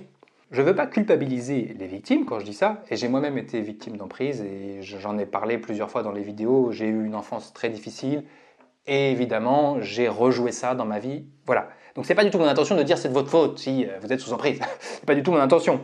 Mais il faut bien comprendre une chose. C'est que si vous vous êtes retrouvé à plusieurs reprises, et peut-être pendant de très longues périodes, en situation d'emprise et de codépendance, c'est qu'il y a en vous une blessure qui vous amène à cela. Et donc il y a un travail de fond à faire sur soi pour ne pas que l'histoire se répète encore et encore et encore. Quand j'étais adolescent, moi il m'est arrivé de m'offrir en pâture. Et je me retrouvais dans des groupes où j'étais le bouc émissaire et j'en prenais plein la tronche. Et moi aussi, je faisais du mal aussi à d'autres. Quand j'étais plus jeune, j'ai fait ça. Et aussi, dans ma vie de jeune homme, au début, j'avais toute une rage et un désespoir inconscient liés notamment à mon enfance. Et je picolais, et quand je picolais, je m'en prenais à mes proches et je faisais du mal aux autres. Et j'ai commencé à guérir quand j'ai commencé à prendre la totale responsabilité de moi, en fait. À aucun moment, personne n'est responsable de ça. Et je ne peux pas demander à quelqu'un de payer pour ça. Et je ne peux pas demander à d'autres de payer la responsabilité de mes manquements. On ne peut pas, sous prétexte qu'on a souffert, être complaisant avec l'avilissement de soi-même et l'avilissement de ses proches. On ne peut pas le permettre, on ne peut pas l'autoriser. Et on doit être sans pitié. Et on commence à guérir quand on est sans pitié avec soi-même. On dit non, j'ai pas d'excuse, j'ai pas le droit de faire ça, c'est pas juste. Et c'est ma responsabilité de me mettre debout. C'est ma responsabilité. Et ça, c'est le début de la dignité. Et c'est le début... C'est aussi une forme d'agressivité fonctionnelle aussi tournée vers soi. C'est-à-dire que non, tu vas pas t'auto-avilir, tu vas pas te chercher d'excuses. Le chemin de la guérison, c'est un chemin difficile. C'est pas qu'un chemin de câlin et de bienveillance et je pleure et voilà. Évidemment, c'est important et cette notion-là est super importante. Restaurer l'empathie, la sensibilité, c'est essentiel. Crier la rage, s'indigner, essentiel. Mais il y a aussi un endroit où tu dois prendre ta responsabilité dans ta vie, dans tes relations. Tu n'as plus d'excuses. C'est toi qui fais cette vie. Parce qu'un jour, peut-être que tu auras des enfants. Et tu ne pourras pas leur dire « Oui, mais j'ai souffert, alors c'est pour ça que je quittais le foyer, que je picolais, que je faisais n'importe quoi. » C'est inacceptable. Tu dois prendre ta responsabilité. Sinon, les enfants porteront pour toi. Et ça continuera encore et encore. C'est inacceptable. Et si tu es vraiment dans l'amour pour toi-même et pour l'autre, tu prends ta responsabilité dans ta vie. Et c'est difficile. C'est difficile. Mais tu recevras de l'aide. Et tu recevras même beaucoup plus d'aide, et une aide de bien meilleure qualité, si tu prends ce chemin. Pour guérir, il a fallu non seulement prendre la responsabilité de mes actes, mais aussi aller voir la part blessée, le soumis en moi. C'est cet enfant maltraité qui a intégré la maltraitance, qui a les yeux désolés, qui a le dos courbé, qui ne cesse de s'insulter, de s'avilir. Il a fallu contacter cette blessure en fait, et assumer ce personnage écœurant, ce Gollum, voilà, c'est-à-dire ce personnage totalement aliéné et pathétique que la violence avait fait de moi. Il a fallu que j'aille contacter ça. Et c'est là qu'on devient une réponse pour soi-même et qu'on commence à se mettre debout. Et tout ce processus, il te fait réaliser que d'une certaine façon, tu collabores à ton avilissement. À un moment donné, il faut ramener le problème sur soi pour sortir de l'état de victime et aussi de la rage éternelle.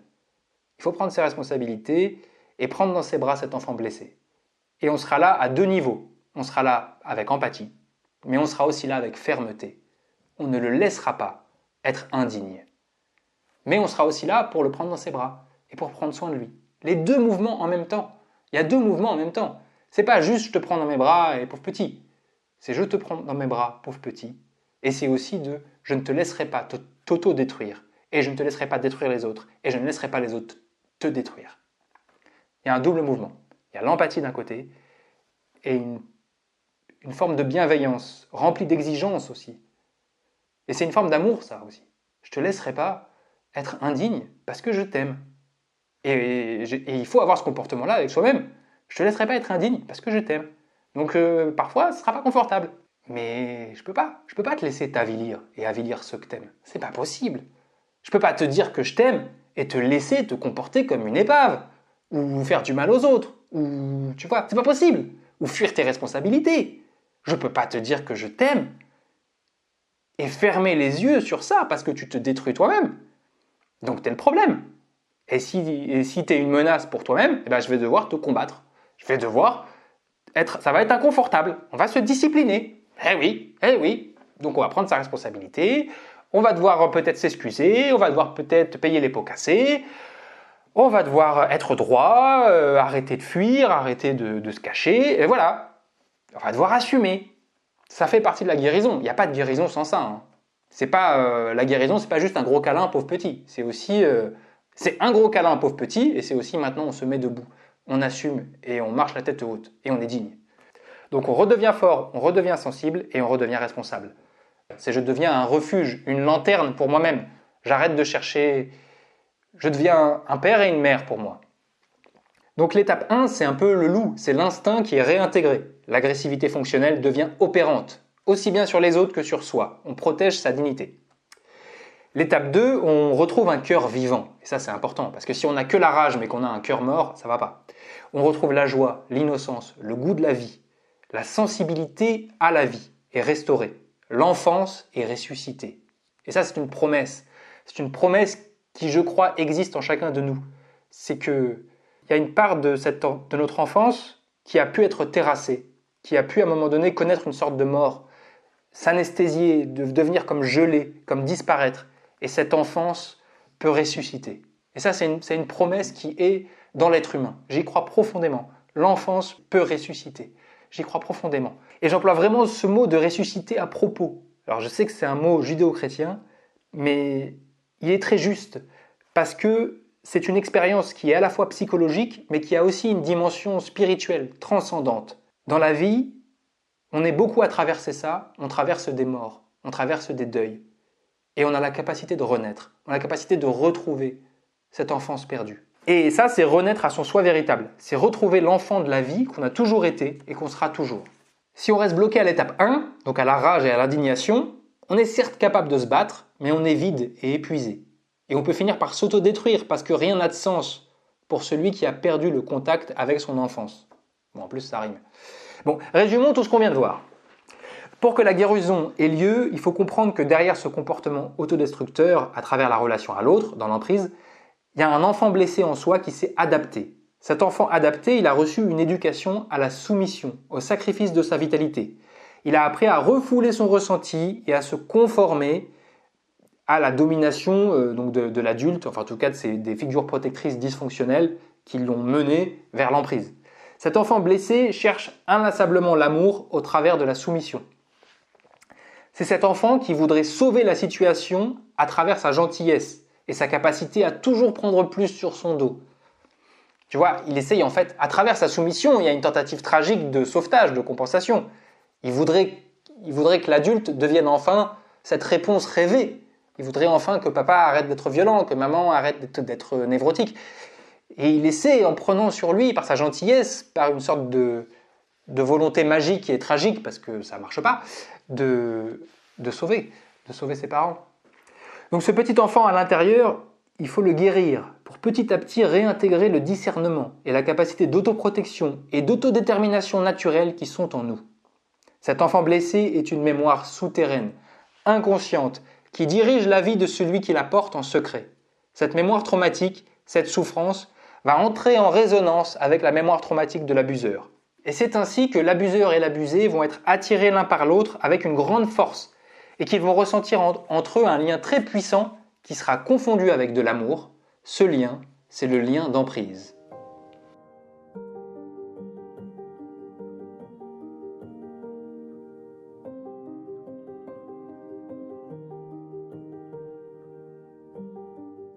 Le lien d'emprise se confond facilement avec le grand amour, parce que la victime a le sentiment d'un lien extraordinaire, quasi transcendant. C'est vraiment un lien très très fort qui va unir la personne sous emprise avec la personne qui la met sous emprise. Pourquoi ? Parce que l'emprise va réveiller des sentiments de l'enfant qui sont oubliés en soi. Et c'est une des raisons pour lesquelles certaines victimes d'emprise, elles vont vous dire « il n'y a que quand je suis avec lui que je me sens vraiment vivant ». Et elles vont dire ça en parlant de la personne qui les tient sous emprise. En fait, ça leur provoque une montée d'admiration et de sentiments de lien et de sentiments de dépendance qui est extraordinaire.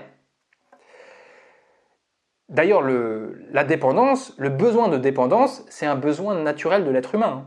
En tout cas, jusqu'à ses 15 ans à peu près, c'est un besoin naturel. Et si ce besoin n'a pas pu correctement se vivre, eh bien on va chercher à le revivre après. Donc on va être très très dépendant, mais souvent les gens ils sont ambivalents. Ils sont très dépendants puis ils font semblant qu'ils ne sont pas dépendants par exemple. Ou alors ils vont se trouver un gourou et ils vont être super dépendants de leur gourou. Alors, ça peut même être au travers d'un livre, même au travers d'une vidéo. Il y a des gens qui se trouvent des gourous par plein de chemins. Mais ils vont avoir un besoin comme ça de se relier à quelqu'un. Moi j'ai eu une phase de ma vie comme ça où j'étais dans une admiration quasiment maladive de certaines figures assez toxiques d'ailleurs. J'ai eu une phase où j'étais attiré par les gourous. Mais tout ça c'est logique parce que comme je l'ai vécu, ce que je suis en train de raconter en fait. Voilà, donc c'est logique. Ok. Souvent quand les gens ressentent le lien d'emprise la première fois, ils vont lui attribuer un sens mystique. Parce qu'ils perdent pied en fait. C'est tellement fort, c'est tellement intense. Ils sont subjugués, fascinés. Ils pensent avoir trouvé l'âme sœur, la flamme jumelle. Ils pensent être faits l'un pour l'autre. Ils sont persuadés, il y a un lien, c'est pas possible. Après, ils vont délirer là-dessus. Oui, on se connaît depuis plusieurs vies. C'est dingue et tout. Waouh, ce qui nous relie, c'est parce que c'est tellement fort, ce qui s'éveille en eux. En fait, ils sont pris dans cette transe qui va totalement distordre leur perception de la réalité parce que ça leur fait ressentir des choses qui viennent de très loin. Mais ça vient pas d'une vie antérieure ou du cosmos. C'est pas mystique. Non. Ça va réactualiser certains enjeux et certaines mémoires de l'enfant blessé en eux. D'où l'intensité extraordinaire, le sentiment à la fois de lien et de dépossession totale. Et on peut se dire, c'est incroyable, on vit un lien karmique qui est surhumain, c'est mystique, c'est mon âme sœur. Mais en fait non, pas du tout, pas du tout. Le lien d'emprise n'a pas une origine mystique. Ça n'a rien de mystique, ça a une origine traumatique. C'est sûr que ça fait un peu tomber le rêve, mais bon, voilà. Et donc, le manipulateur, il est mu par une mémoire traumatique qui correspond à celle de sa victime. Ils sont au même endroit. Ils ont des inconscients complémentaires en termes de trauma. C'est pour ça que le manipulateur, il va avoir une telle prise. La victime, elle va être littéralement subjuguée. Elle se sent comprise comme jamais. Et puis, elle se sent devinée aussi. Et c'est presque comme s'il était en elle. Et il y a un lien qui est très particulier parce que comme ils sont tous les deux connectés par une mémoire traumatique, il y a une fuite d'informations en fait. Et donc il y a on pourrait parler d'une sorte de télépathie. Alors télépathie au sens où l'entendait par exemple Dolto, quand Dolto par exemple elle parlait un peu de la systémique et où elle disait que dans une maison par exemple les chiens et les enfants ressentent tout et surtout ce qu'on ne dit pas. Elle parlait qu'il y avait comme une sorte d'état un peu télépathique comme ça. Et dans le lien d'emprise, il y a une forme d'état télépathique. Alors c'est pas télépathie comme dans les films de science-fiction. C'est une forme d'empathie très particulière. Va y avoir des points de communication au niveau des corps émotionnels qui font que le gourou va capter très précisément sa victime et vice-versa. Enfin, il y a une fuite d'informations qui se fait. Parce qu'ils ont des failles au même endroit et que leurs failles sont collées en fait, au niveau de l'inconscient. Bon, ça peut paraître un peu perché ce que je dis, mais je me base sur des choses réelles qui sont observables. Donc, la victime elle va être sensible au monde psychique de son manipulateur de façon beaucoup plus forte qu'avec quelqu'un d'autre. Donc ça, c'est le lien d'emprise. Ça va donner au manipulateur un accès émotionnel et mental au monde intérieur de sa victime. Et ça, cette télépathie, cette forme de lien particulier, ça va nourrir ce qu'on va appeler l'effet caméléon. L'effet caméléon, c'est un phénomène plutôt subtil qui va faire que le manipulateur va avoir une capacité, c'est assez bluffant d'ailleurs, à devenir exactement ce que tu cherches inconsciemment. Il va vraiment être, parce qu'il est vraiment en lien avec ça en fait, il va être en lien avec ton trauma, avec ta mémoire traumatique, il va vraiment sentir ce qui va lui permettre d'appuyer sur ton bouton pour rejouer ce jeu de rôle de relation maître-esclave en fait. Donc le manipulateur, il va totalement se mouler dans les motifs, dans la forme particulière qui est engrammée dans la mémoire traumatique de sa victime. Il aura des gestes, des mots très précis, des images qui vont tout de suite taper dans le mille. Mais ne nous y trompons pas, en réalité le manipulateur, il n'est pas le marionnettiste. On pourrait croire qu'il est très habile, mais il est en fait lui aussi un pantin. Parce que le manipulateur, il est inconsciemment sous le contrôle d'une mémoire traumatique. Il agit possédé en quelque sorte par cette force. Je dis possédé parce qu'il n'est pas vraiment conscient de ce qu'il fait, ni de l'origine de ce qu'il conduit. Sinon, il ne le ferait pas. Donc il y a une forme d'inconscience. Il ne sait pas vraiment ce qu'il fout. En tout cas, il y a un torrent qui s'empare de lui et il faut qu'il attrape cette femme ou qu'il attrape cette personne. Et voilà. Et il est super inspiré, super porté par... Et en fait, tout ça, c'est parce qu'il y a des mémoires traumatiques qui sont en jeu chez lui et chez l'autre et il n'est même pas conscient qu'en fait, il est pris dans un scénario qui est déjà écrit, en fait. C'est ça qui va lui permettre, par résonance, de capter les faiblesses de sa proie. Donc ce phénomène, en fait, qui fait que se rejouent des choses comme ça, de façon inconsciente, il a lieu tout le temps. Parce que les inconscients communiquent et on est sans cesse en train de représenter des choses pour les autres et ils représentent des choses pour nous. Et c'est assez impressionnant à accompagner parce que, par exemple, une fois, j'ai une patiente qui m'a dit que lors d'une dispute avec son conjoint, celui-ci a dit des mots injurieux, très précis, qui correspondaient exactement à la façon dont elle était humiliée enfant. Le conjoint n'avait pas accès consciemment à l'information. Bon, après, ils se connaissaient, mais dans la colère, dans la rage et dans ce rapport de domination qu'ils avaient l'un avec l'autre, eh bien, il a eu cette inspiration traumatique, cette inspiration, on pourrait dire noire, c'est une inspiration malfaisante, de trouver les mots exacts qui allaient chercher la blessure de l'enfant blessé de l'autre et lui permettre de prendre l'ascendant de façon extraordinaire. Le manipulateur, donc, il va capter une mémoire et il s'appuie dessus pour prendre l'ascendant. C'est un peu comme l'épouvantard dans Harry Potter, qui a la capacité de capter les peurs de la personne en face de lui et puis pour en prendre la forme. C'est un peu pareil, il va capter les peurs et les espoirs de l'enfant blessé et il va les remettre en jeu. Alors évidemment, c'est pas conscient. Voilà, donc la personne est malfaisante, mais parfois elle n'est même pas consciente d'être malfaisante. Elle pense vraiment qu'elle est folle amoureuse et dans une passion, une rage dévorante. Elle n'a pas conscience qu'en fait elle est complètement dans une violence et dans un truc pathologique. Lydia, elle en parle aussi de ce lien particulier qu'avait par exemple son gourou avec elle.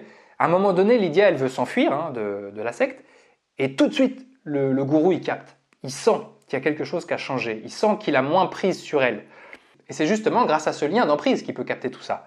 Il y a aussi un célèbre escroc, Christophe Rocancourt, qui est connu pour avoir arnaqué des millions. Il raconte dans une de ses interviews de quelle façon il pouvait sentir ses proies. Il raconte qu'à un moment donné, il rentre dans un ascenseur, l'ascenseur s'ouvre, il voit un mec très riche, un millionnaire, et il sent tout de suite. Il sent « toi, je vais te dépouiller ». Il a cet instinct d'escroc extraordinaire où il va tout de suite capter, comme un requin qui sent le sang, qui sent une blessure, et ben c'est pareil, mais sur le plan psychique, il va tout de suite capter chez l'autre que là il y a une blessure, là il y a quelque chose, toi je peux t'arnaquer, je le sens. C'est flippant à entendre, mais les personnes qui ont un schéma de prédation très fort comme ça, qui sont totalement possédées par ce besoin vital, ils sont toujours en recherche d'ailleurs, d'attraper des gens pour se nourrir, eh bien ils ont cette capacité de capter les proies. Voilà. Il la développe aussi, il s'exerce, parce que ce gars-là, il a passé toute sa vie à s'exercer à arnaquer les gens. Il y a une sensibilité qui vient de la mémoire traumatique, et il y a aussi une part de pratique, il a l'habitude de ferrer des poissons, et voilà. Et les gourous, ils ont une mémoire aussi traumatique qui est posée sur une honte extraordinaire, mais complètement refoulée. Le gourou, il est complètement coupé de sa honte, mais en fait, il est posé sur une information de honte et de dégradation extraordinaire. Et tout le système qu'ils vont mettre en place est d'une tentative tragique de compensation de cette réalité refoulée qui est en fait un endroit de honte et de dégradation totale. C'est ce qu'on appelle en psychologie une formation réactionnelle, comme dans le Tartuffe. Pour fuir ce que je suis, je fabrique une attitude inverse. Je joue au prince pour mieux nier le mendiant que je porte en moi. Alors j'ai déjà parlé de tout ça en détail dans ma vidéo sur la perversion narcissique. La perversion narcissique, c'est une expression extrême de ce mécanisme projeté sur le monde.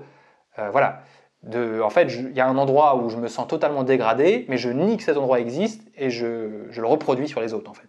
Donc je deviens le vecteur aveugle et automatique d'un traumatisme.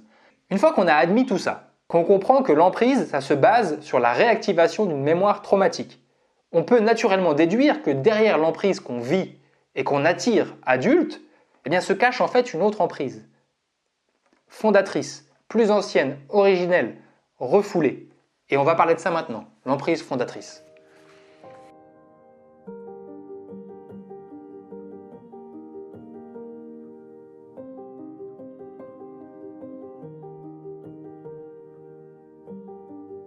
Je pense que l'emprise que nous vivons adultes n'est bien souvent que l'iceberg et la répétition d'une situation originelle d'emprise vécue enfant et refoulée, et donc rejouée. L'emprise familiale, elle est de loin la plus difficile à réaliser, parce qu'elle s'enracine au cœur même du besoin vital d'aimer et d'être aimé. Elle prend place durant le développement de notre cerveau, et donc elle va laisser une empreinte qui est très profonde, fondamentale, c'est-à-dire au fondement, et c'est pourquoi c'est difficile de s'en émanciper. C'est la plus difficile à confronter. Le cerveau d'une personne qui a grandi dans une famille dysfonctionnelle s'est développé dans un climat de dissonance où la violence est mêlée avec l'affection et avec les démonstrations de loyauté. Et ça crée un paradoxe insupportable qui va rendre l'élaboration très compliquée. Quand la personne ex-enfant sous emprise se trouvera mis en contact avec la même dissonance cognitive que dans son enfance, ça va réveiller en elle une puissante mémoire infantile et ça va la remettre en plein dans cette course tragique qui cherche à réparer ou à gagner l'impossible amour parental. Cette dissonance, elle va venir rejouer la transe du personnage qu'on a intégré durant l'enfance, où l'amour était déjà dissonant. Ça va réveiller cet enfant blessé qui tente désespérément de répondre aux injonctions familiales impossibles à concilier et à résoudre. De façon générale, l'emprise vécue dans le couple, en secte ou dans le milieu professionnel est souvent l'écho d'une autre emprise fondatrice, l'emprise familiale. On va voir ensemble ce qu'en dit la psychanalyste Alice Miller dans son ouvrage « C'est pour ton bien ». Nous nous demandons bien souvent comment un couple peut exister. Comment cette femme peut vivre avec cet homme ou vice-versa. Il se peut que l'épouse en question ne supporte la vie commune qu'au prix d'immenses souffrances, de l'abdication de sa propre vie, mais elle a l'impression qu'elle mourrait de peur si son mari l'abandonnait. En réalité, cette rupture serait peut-être la chance de sa vie.